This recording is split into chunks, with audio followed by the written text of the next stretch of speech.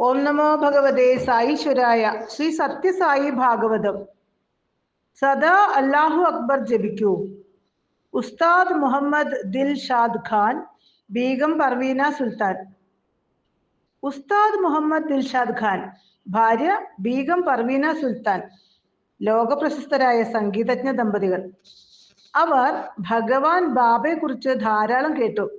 അതോടെ സ്വാമിയെ കാണാനും അനുഗ്രഹം തേടാനും ആഗ്രഹമുണ്ടായി. പക്ഷേ അതിനുള്ള സാഹചര്യം ഒരുങ്ങി വന്നത് ഏറെ കാലത്തിന് ശേഷം. ഒരിക്കൽ പർത്തിയിൽ നിന്നും അവർക്ക് പാടാനുള്ള ക്ഷണം കിട്ടി. ഈശ്വരൻ തങ്ങളെ വിളിക്കുന്നു എന്ന നിശ്ചയത്തോടെ ആ സുഹൃതികൾ പ്രശാന്തി നിലയത്തിലെത്തി.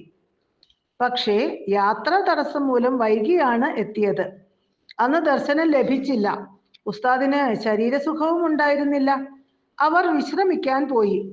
ദമ്പതികൾ നേരത്തെ കിടന്നു. പാതിരാത്രി ഏതോ ശക്തമായ അന്തപ്രേരണയാൽ ഉസ്താദ് ഉണർന്നു. മുറിയിൽ ദിവ്യാനുഭൂതി ഉണർത്തുന്ന സുഗന്ധം. കട്ടിലെ അരികിൽ വിടർന്ന പുഞ്ചിരിയുമായി ഭഗവാൻ ബാബ. ഉസ്താദ് കണ്ണു തിരുമ്മി നോക്കി. സത്യം തന്നെ, സ്വാമി അവിടെ നിൽക്കുന്നു. ഉണർന്നിരുന്ന് താൻ സ്വപ്നം കാണുകയാണോ എന്ന അങ്കലാപ്പിലായി ഉസ്താദ്. ഭഗവാന്റെ മധുരസ്വരം ഉയർന്നു. ഇത് സത്യം തന്നെ. നിനക്ക് സുഖമില്ല. ഇപ്പോൾ ഞാൻ സംസാരിക്കുന്നില്ല. നാളെ കാണാം. നിന്നെയും ഭാര്യയെയും അഭിമുഖത്തിന് വിളിക്കാം. നന്ദി പ്രഭോ, നന്ദി. ഇങ്ങനെ പറയാൻ മനസ്സിൽ വാക്കുകൾ രൂപപ്പെട്ടപ്പോഴേക്കും നനുത്ത വായുവിൽ ആ ദിവ്യരൂപം ലയിച്ചുപോയി. ഭഗവത് കാരുണ്യമോർത്ത് ഉസ്താദ് വിതുമ്പിക്കരഞ്ഞു. വികാരങ്ങളെ ഒട്ടൊന്നു നിയന്ത്രിക്കാനായപ്പോൾ അദ്ദേഹം പർവീൻ സുൽത്താനയെ ഉണർത്തി വിവരങ്ങളെല്ലാം പറഞ്ഞു. ഭർത്താവിന്റെ വിവരണം കേട്ട് ഭാര്യ വിരണ്ടുപോയി. എന്തു പറ്റി? അങ്ങേക്ക് ബുദ്ധിഭ്രമമായോ? സ്വാമിയെ തന്നെ ചിന്തിച്ചിരുന്നത് മൂലം ഇങ്ങനെയൊക്കെ മായക്കാഴ്ചകൾ കണ്ടതായിരിക്കും. കിടക്കൂ, ഭാര്യ പരിഭ്രമത്തോടെ ഉപദേശിച്ചു. പിറ്റേ ദിവസം കൃത്യസമയത്ത് തന്നെ അവർ ഭഗവത് സന്നിധിയിലെത്തി. ആ ദമ്പതികൾക്ക് പരിഭ്രമം വർദ്ധിച്ചു. നിരവധി പ്രമുഖ വ്യക്തികൾ ഇരിക്കുന്നു. പാടാനാകുമോ എന്ന് അവർക്ക് പരിഭ്രമം. മനസ്സ് ഒന്ന് ചലിച്ചു. 30 മിനിറ്റാണ് കച്ചേരിക്ക് കൊടുത്തിരിക്കുന്നത്. അവർ ഭഗവാനെ ഉറ്റുനോക്കി. അതോടെ ഭഗവാൻ ഇരു കൈകളും ഉയർത്തി അനുഗ്രഹിച്ചു. പരിഭ്രമം അകന്നു.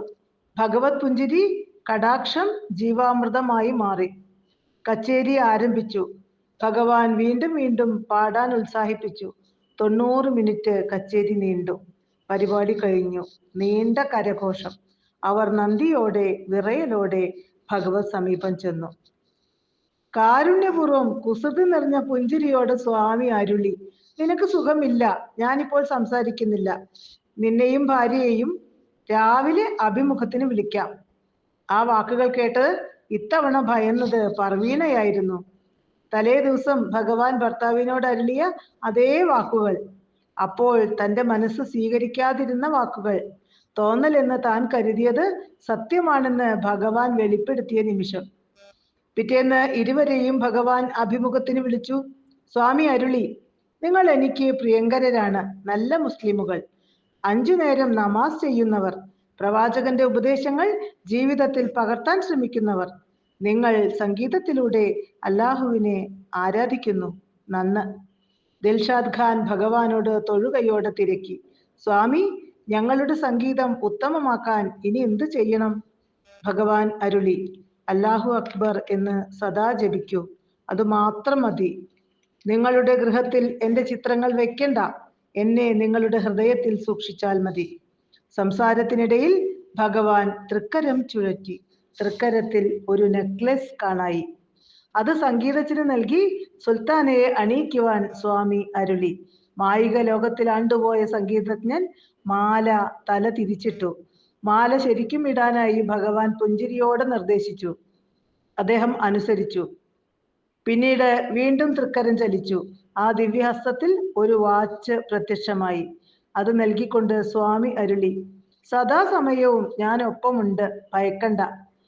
നിന്റെ കാൽമുട്ടുകളിൽ പ്രശ്നമുള്ള വിവരം എനിക്കറിയാം. പിന്നീട് സ്വാമി ഉസ്താദിന്റെ കാൽമുട്ടുകളിൽ വിരലുകൾ കൊണ്ട് മൃദുവായി തട്ടി. ആ നിമിഷം നാളുകളായി അദ്ദേഹത്തെ അലട്ടിക്കൊണ്ടിരുന്ന മുട്ടുവേദന മാറി. അഭിമുഖ മുറിയിൽ നിന്നിറങ്ങിയ ആ സംഗീതജ്ഞരായ ദമ്പതികൾ എല്ലാവരോടുമായി പറഞ്ഞു, ബാബ ഞങ്ങളുടെ മാതാവാണ്, പിതാവാണ്. അവിടുന്ന് ഞങ്ങളുടെ സംരക്ഷകനും മാർഗദർശിയുമാണ്. സ്വാമി ഞങ്ങൾക്ക് എല്ലാം എല്ലാമാണ്. സായിയാകുന്ന വടവൃക്ഷ ചുവട്ടിലെ ശീതളിമയേറ്റ് അവരുടെ ജീവിതം ധന്യമായി. ചിഹ്നകഥ. എന്തൊരു ഗുരുപൂജ! ഗുരു ആശ്രമത്തിൽ നിന്നും ഇറങ്ങിയപ്പോൾ ശിഷ്യനോട് പറഞ്ഞു, ഞാൻ പോയി വരാം. ഗുരുനാഥൻ യാത്രയായി. ശിഷ്യൻ കുളി കഴിഞ്ഞ് ഗുരുപൂജയ്ക്കായി ഇരുന്നു. ആരെങ്കിലും വന്ന് ശല്യപ്പെടുത്തിയാലോ എന്ന് ഭയന്ന് അയാൾ വാതിൽ തഴുതിട്ടു. ഗുരുനാഥന്റെ ചിത്രത്തിന് മുന്നിൽ നിലവിളക്ക് കൊളുത്തി അർച്ചന തുടങ്ങി. നേരം ഉച്ചയായി. ഗുരു തിരിച്ചെത്തി. പൊള്ളുന്ന ചൂട്. ഗുരു നഗ്നപാദൻ. തലയിൽ ഒരു മുടി പോലുമില്ല. താഴെ നിന്നും മുകളിൽ നിന്നും തിളയ്ക്കുന്ന ചൂട്. ഗുരു ഓടി വന്ന വാതിലിൽ മുട്ടി. തഴുതിട്ടിരിക്കുന്നു. അകത്ത് ശിഷ്യൻ ഗുരുനാഥന്റെ അഷ്ടോത്തരം ചൊല്ലി അർച്ചന നടത്തുന്ന ശബ്ദം. വാതിൽ തുറക്കൂ. ചൂട് സഹിക്കാതെ ഗുരു വിളിച്ചുകൂവി. ക്ഷമിക്കണം ഗുരുനാഥ, ഇപ്പോൾ തുറക്കാനാവില്ല. ഞാൻ ഇവിടെ അങ്ങയെ പൂജിച്ചുകൊണ്ടിരിക്കുക. ഇടയ്ക്ക് വെച്ച് പൂജ മുടക്കുന്നത് ഗുരുനിന്ദയാകും. ഇത് കഴിയും വരെ അവിടെ നിൽക്കൂ, ശിഷ്യൻ പറഞ്ഞു. ഇതാണ് ഇന്നത്തെ ശിഷ്യഗണങ്ങളുടെ ഗുരുഭക്തി. ജീവനോടിരിക്കുന്ന ഗുരുവിനെ പരിചരിക്കാതെ ഗുരുവിന്റെ ചിത്രത്തിന് പൂജ.